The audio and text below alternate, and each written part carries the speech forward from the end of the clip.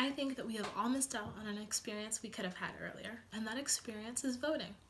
In the United States of America, the legal voting age is 18, and I think that for the good of the nation, it needs to be lowered to 16.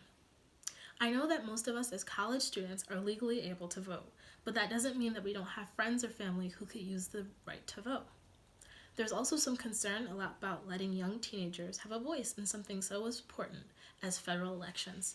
But research suggests that not only is it good for 16-year-olds to vote, but it is also really good for the nation to have 16-year-olds vote.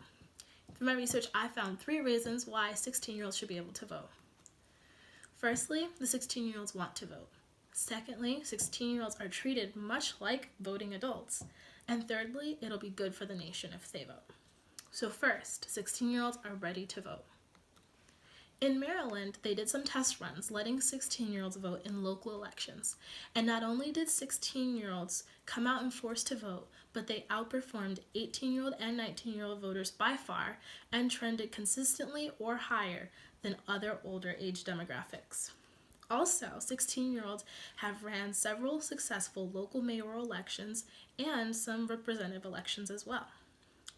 The current Times Person of the Year, Greta Thunberg, has only recently turned 17, but last year while she was 16, she led a successful school strike for global warming where many students left schools and turned up in force on the streets, demonstrating and demanding their government do something about global warming.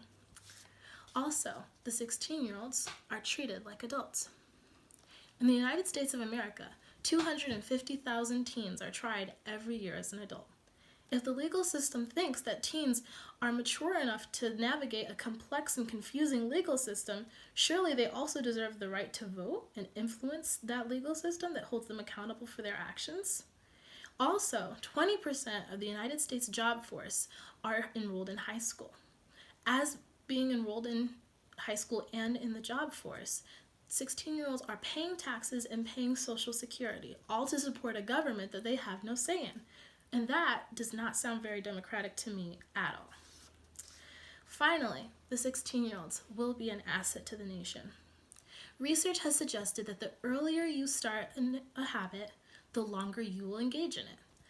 The United States needs lifelong voters who will be engaged in voting and will be committed to coming up to vote for local and federal elections. 16-year-olds, if they vote, will be more likely to vote long term. Also, the 16-year-olds care about the nation. Recently, younger and younger teens are showing up for things that affect them. They have March for Our Lives, which was to demonstrate against gun shooting, as well as Little Miss Flint in Michigan is a young person who has been campaigning for clean water in Flint. The 16-year-olds care about their nation, and they want to have a voice in what happens to it. To conclude, the legal voting age in the United States of America is 18, and it needs to be lowered to 16. The 16-year-olds are ready to vote, they are treated like adults, and they care about the nation. I still remember the summer of 2016.